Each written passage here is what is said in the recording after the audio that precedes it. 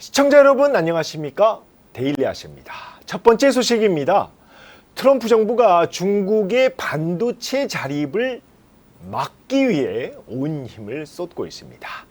미국 상무부는 현재 시간 13일 전 세계 어디에서든 화웨이의 어센드 칩을 사용하면 미국의 수출 통제를 위반하는 것이라고 밝혔습니다.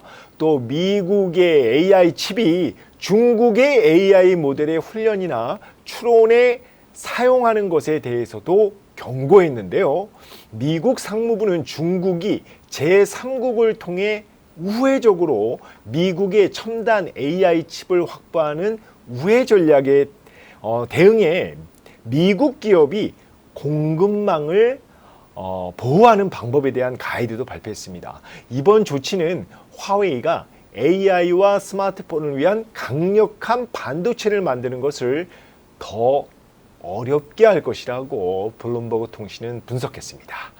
바이든 정부에 이어 트럼프 정부도 안보를 이유로 엔비디아 등 미국 기업이 중국의 첨단 반도체를 수출하는 것을 금지시켰는데요.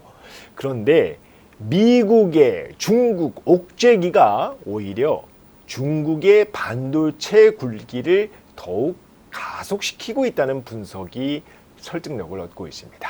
최근 파이낸셜 타임스 보도에 따르면 화웨이는 중국 실리콘밸리로 불리는 선전에 대규모 반도체 생산 시설 3곳을 짓고 있는 것으로 알려졌는데요. 다음 달부터 어센드 910C를 대량 생산하고 이달 말 최신 AI 칩 어센드 910D 첫 샘플 테스트를 시작하기로 했습니다. 최근 젠슨왕 엔비디아 CEO가 미국 기업의 중국 수출 제한 조치로 화웨이 등 중국 기업이 AI 시장을 장악할 것이란 우려가 점점 현실화되고 있는 모양새인데요. 엔비디아는 이런 위기감에 중국 전용 칩이죠. H20의 수출이 막히자 새로운 AI 칩을 7월에 출시한다고 중국 현지 고객사에 통보한 것으로 전해졌습니다. 홍콩 사우스 차이나 모닝 포스트는 오늘 중국 선전시가 50억 위안, 그러니까 우리 돈 9,800억 원 규모의 반도체 전용 펀드를 설립했다고 보도했는데요. 반도체 자립을 위해 중국 빅테크는 물론 중국 주요 도시들도 적극 팔을 걷어붙인 겁니다. 선전시가 소유한 화웨이의 파트너로 잘 알려져 있죠. 반도체 장비업체 사이캐리어는 또 4조 원 규모의 투자 유치에 나선 것으로 알려졌습니다. 미국이 때리면 때릴수록 중국은 더 강해지는 강철 같은 존재가 돼버렸습니다. 세계 통신 장비 1위 기업 화웨이는 비상장사입니다. 두 번째 소식입니다. 트럼프 관세의 영향으로 일본 자동차 기업들이 울상입니다.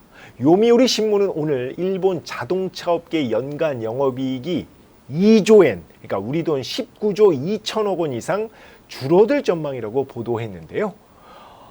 일본의 대미 수출 약 30%를 자동차가 차지하고 있는데 미국이 자동차와 자동차 부품에 각각 25%씩 관세를 부과했기 때문입니다.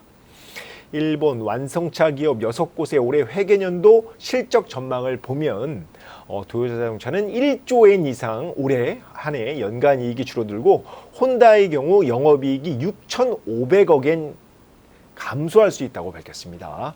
닛산 자동차는 이익 감소분을 최대 4,500억엔으로 잡았고 미쓰비시 자동차는 400억엔 정도 줄어들 것으로 내다봤습니다.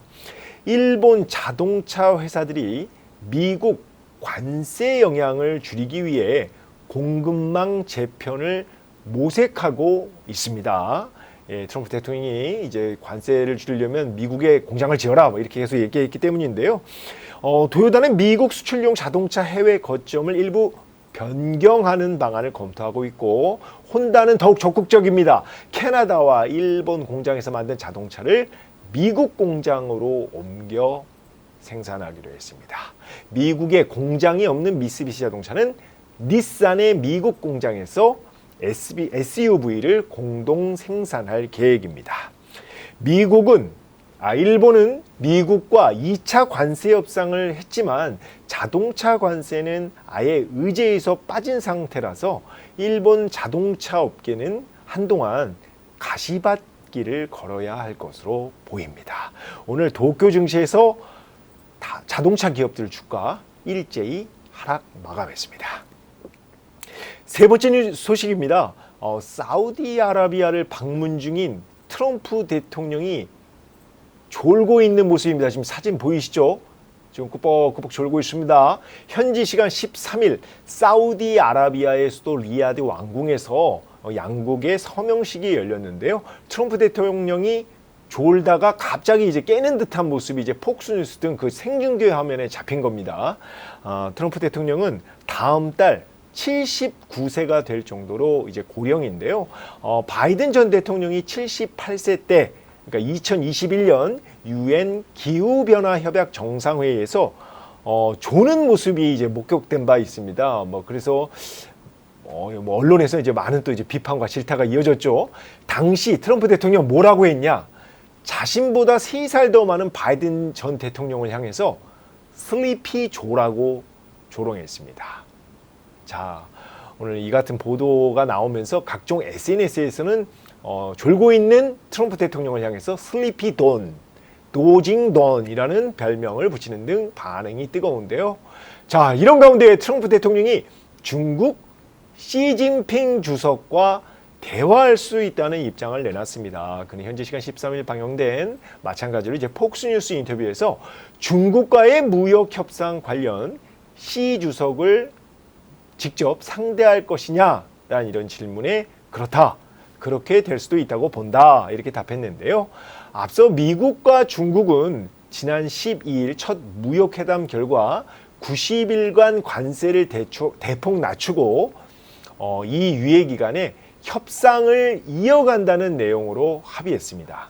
세계 1, 2위 경제대국인 미국과 중국 정상 간 대화가 곧 이루어질 것으로 보여 전 세계에 관심이 쏠리고 있는데요. 트럼프 대통령 이번에 또 설마 졸지는 않겠죠? 자, 데일리 아시아 오늘 준비한 건 여기까지입니다. 시청해주셔서 감사합니다.